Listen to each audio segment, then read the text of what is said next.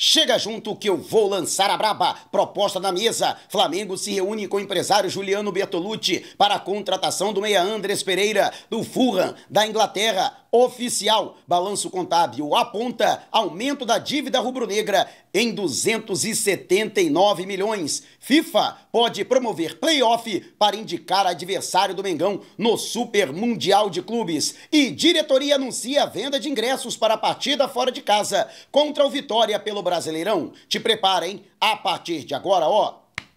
É tudo nosso. Já chega largando o like. Se você ainda não se inscreveu, inscreva-se, o botãozinho está aqui abaixo. E não esqueça de acionar as notificações para o YouTube no seu smartphone, para não perder nenhum de nossos conteúdos. Todos os dias tem vídeos novos com as principais informações e notícias mais quentes do Mengão. E atendendo a promessa, que inclusive foi feita pela própria diretoria, o Flamengo adquiriu os 1.500 ingressos destinados ao visitante para o confronto pela segunda rodada do Campeonato Brasileiro, no estádio Manuel Barradas, o Barradão, diante do Vitória, no próximo domingo, às 6h30 da noite. Portanto, o próprio Flamengo vai vender os ingressos na plataforma que agora é parceira do Mengão. O rubro-negro explicou em nota oficial no site do clube de que o valor do ingresso não é determinado pelo Flamengo, mas pelo mandante da partida, no caso, o Vitória, que determinou R$ 200 o valor do ingresso, mais a taxa, que pode chegar a R$ 30, portanto, para a sua aquisição.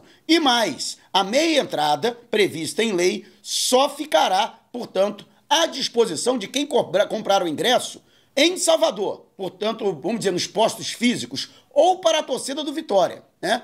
Não cabe, portanto, ao Flamengo, que vai ter que vender pelo valor cheio. Ou seja, quem quiser adquirir o ingresso vai ter que pagar R$ 200. Lógico, sócios torcedores do Flamengo terão privilégio, terão a prioridade, principalmente aqueles que residem na Bahia ou então no Nordeste. A venda de ingressos começa amanhã na nova plataforma de venda do clube e a expectativa é de que todos os 1.500 ingressos sejam vendidos no mesmo dia, apesar desse valor exorbitante, mais um absurdo, né? Começou a série de absurdos que a gente sabe que vai durar todo o Brasileirão com a nação rubro-negra. E você, o que acha dessa atitude do Flamengo de passar a vender o Flamengo os ingressos mesmo quando será visitante? Deixe abaixo o seu comentário. E agora é oficial. Ontem, a atual administração do Flamengo, presidida por Luiz Eduardo Batista, publicou o balanço contábil relativo ao ano de 2024, o último ano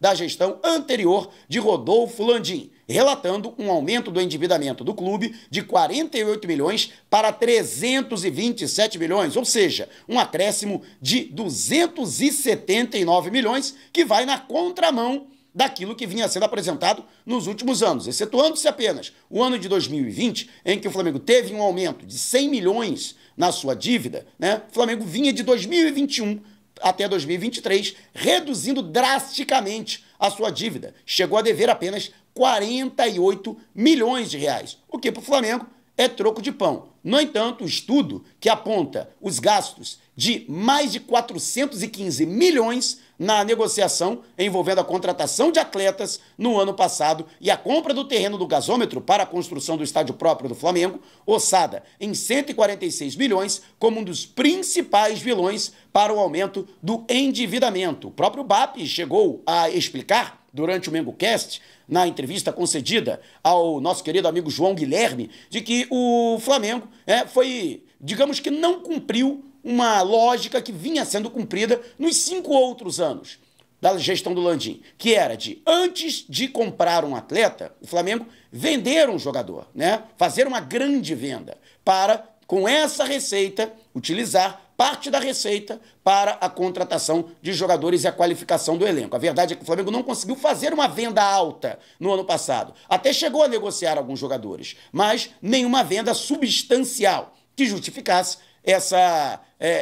esse gasto, né, que é o maior gasto da era Landim. Aliás, é o maior gasto da história do Flamengo na contratação de jogadores, juntando as duas janelas, de início e meio de ano, né? Com isso, né, mesmo o Flamengo, mais uma vez, tendo uma receita bilionária, o mesmo balanço contábil coloca mais uma vez o Flamengo, desde 2021, o Flamengo ultrapassa a casa do bilhão em receita. No ano passado, foram 1 bilhão 334 milhões, embora 106 milhões a menos do que em 2023, quando o Flamengo conseguiu arrecadar quase 1,5 bilhão, né? Foram 1 bilhão 440 milhões de reais, mas não deixa de ser realmente uma receita substancial. Mas mesmo com essa receita, que continua sendo a receita recorde, o Flamengo continua sendo o único clube bilionário do futebol brasileiro. No entanto, mesmo assim, a dívida do Flamengo aumentou, né? Com os recursos que foram utilizados, principalmente com a antecipação de recebíveis para o final do ano passado, nos primeiros dias de gestão do BAP, assim que ele foi empossado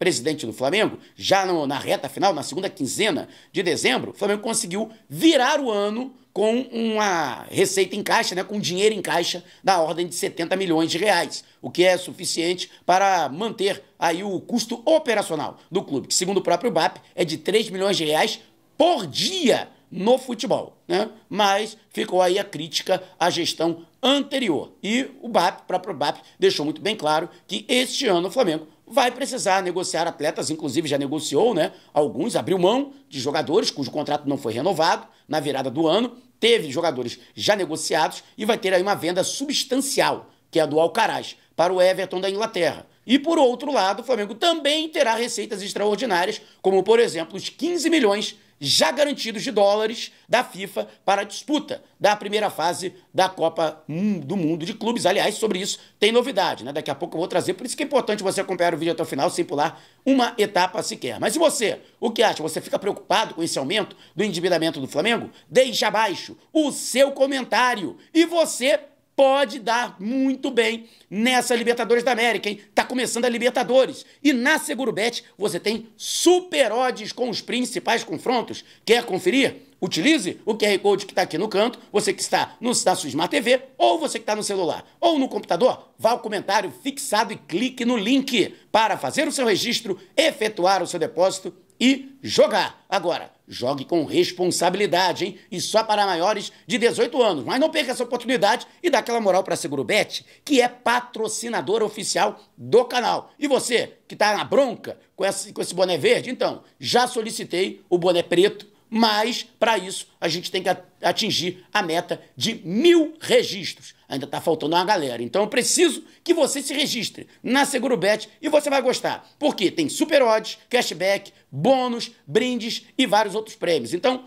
faça o seu registro, efetue o seu depósito e corra pro abraço. Segurobet é seguro, é legal. Pode apostar. E o Flamengo, que aguarda a definição do seu adversário no grupo D da Copa do Mundo de Clubes da FIFA, que será disputada nos Estados Unidos entre os meses de junho e julho. Graças a Deus, inclusive, mais uma vez agradecendo a todos vocês, conseguiu visto de imprensa para fazer a cobertura do Super Mundial de Clubes e vocês são parte dessa vitória. Muito obrigado a todos vocês que dão essa moral e essa força tremenda para que a gente consiga ultrapassar todos os obstáculos, e é claro, agradecendo também o Consulado Geral dos Estados Unidos da América no Rio de Janeiro. E o Flamengo, que precisa dessa situação, né? E afinal de contas, saber quem será o seu adversário, até para poder se programar, estudar o adversário que vai enfrentar na terceira rodada da fase de grupos do Super Mundial de Clubes. O Leão foi excluído. Ainda está na Justiça. A Corte Arbitral do Esporte marcou para o dia 23 deste mês, já estamos em abril, para determinar qual será, portanto, o destino do Leão. Se será mantida a exclusão ou se haverá algum tipo de reviravolta. A tendência é de que ele seja mantido fora do Super Mundial de Clubes. A gente já explicou aqui o motivo, né? É por conta das determinações de multiclubes, por exemplo, né? Que o Leão e o Pachuca, que também está no Super Mundial, tem o mesmo dono, e o Leão e o Pachuca não conseguiram apresentar à FIFA garantias de que a autonomia financeira e nas decisões dos respectivos clubes sem a interferência de seu principal acionista. O Flamengo, que pode enfrentar o América do México ou o Los Angeles FC. O Los Angeles foi o vice-campeão da Copa da CONCACAF, né?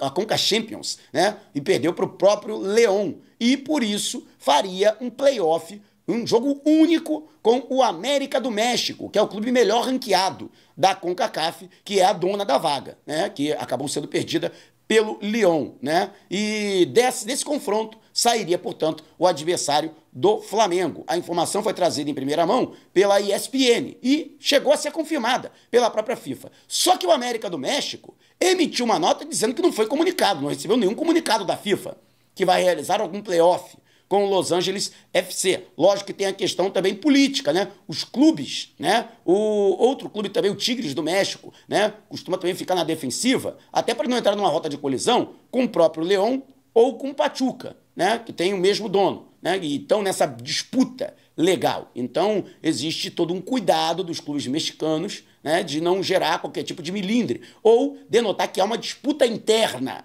por essa vaga. Né? Então o discurso continua sendo uníssono de apoio ao León na manutenção dessa vaga para o Super Mundial de Clubes. Mas é uma possibilidade. Lembrando que o alajuelense da Costa Rica também entrou como parte interessada no julgamento do CAS, que pode determinar essa vaga para o clube costarriquenho. E aí a FIFA teria que acatar a decisão da Corte Arbitral do Esporte. E você, o que acha dessa bagunça toda? Deixe abaixo o seu comentário. Você esqueceu, né? Esqueceu que eu sei. Esqueceu de deixar o seu like também, de se inscrever. Inscreva-se, não paga nada. E deixe o seu joinha. Seu like é muito importante para os nossos vídeos e para o crescimento do canal. Lembrando que agora temos o nosso canal secundário Vai Dar Mengão. Lá você encontra conteúdo exclusivo que você não vê aqui, no canal Mauro Santana. E com a mesma qualidade de você que gosta do nosso canal e acompanha os nossos conteúdos. Então dá aquela moral esperta, vá até a descrição do vídeo, clique no link, entre no canal Vai Dar Mengão, se inscreva e acione o sininho. E vamos levantar o nosso canal secundário Vai Dar Mengão. E o Flamengo teve uma reunião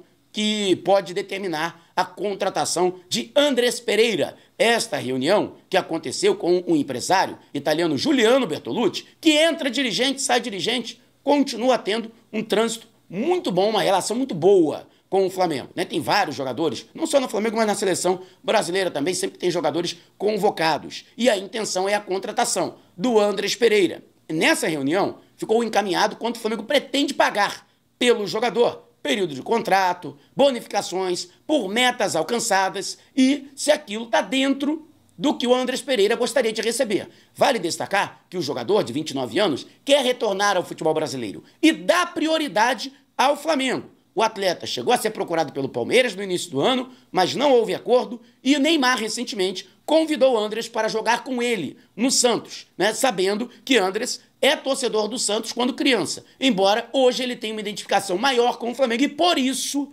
né, só aceitaria jogar por outro clube brasileiro depois de esgotar a possibilidade de voltar a vestir o manto sagrado. Agora ficaria a cargo do Bertolucci convencer o Fulham a negociar o atleta pelo menor valor possível, ou seja, ser o intermediário do Flamengo nessa questão envolvendo o interesse e tendo que chegar a um acordo com os ingleses, né, no sentido de quanto eles vão querer receber. O Palmeiras ofereceu 20 milhões de euros agora em janeiro pela sua contratação. O Flamengo não está disposto a chegar a esse montante. Quer que a quantia seja um pouco melhor, na casa dos 15, 16 milhões de euros no máximo, que o Flamengo estaria disposto a pagar. No entanto, o Flamengo tem um trunfo nessa história, que são os 20% dos direitos econômicos do Munigol. Rodrigo Muniz ainda tem parte de seus direitos econômicos vinculada ao Flamengo. O Flamengo pode colocar esses 20% em jogo para um abatimento no valor que seria exigido pelo Fulham para ceder,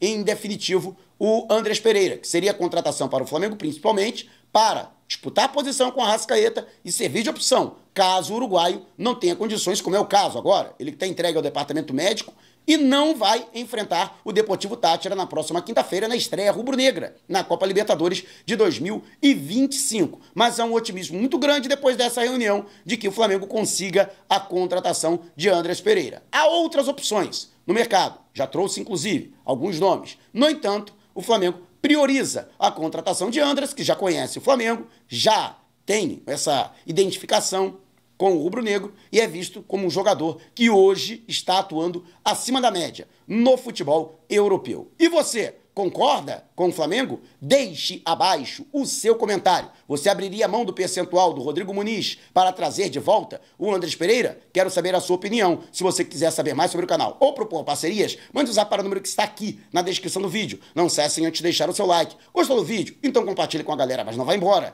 Tá vendo uma dessas janelas que apareceram? Clique em uma delas e continue acompanhando o nosso canal, combinado? Despertando paixões, movendo multidões, este é o Mengão.